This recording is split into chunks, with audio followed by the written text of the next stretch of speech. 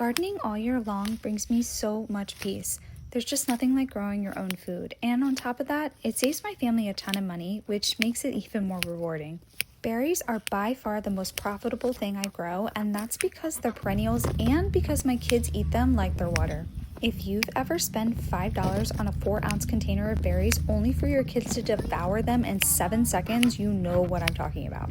I saved $110 this year on strawberries alone. We do eat a majority of the strawberries fresh, but I also make a lot of jam and I freeze a few pounds to be used in smoothies at a later date. My blueberry patch is still growing, so I only saved $30 this year, but I know they'll pay off big time in the future. Raspberries, including the black raspberries I grow, saved me $205 this year.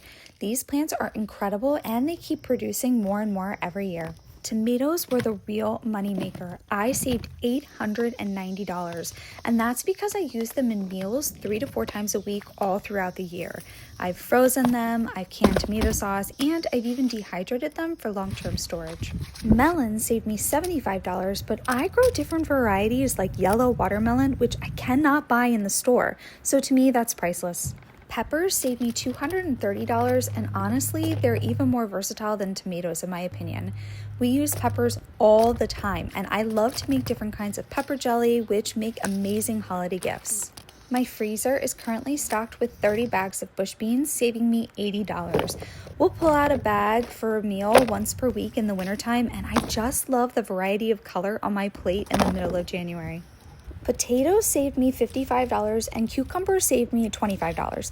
But here's the thing, homegrown versions are not comparable to anything you can buy in the store. Blackberries are ridiculously expensive at the store, but I saved $45 growing my own. Lastly, I saved about $40 in herbs and I dried so many to use later. Homegrown herbs, whether fresh or dried, elevate everything. In total, I saved around $1,800 this year, not counting costs. But honestly, with seed saving, composting, being on a well, and growing perennials, my gardening expenses are minimal at this point in my gardening journey. Plus, the flavor, the freshness, and knowing exactly where your food comes from, you can't put a price on that. Thank you, garden.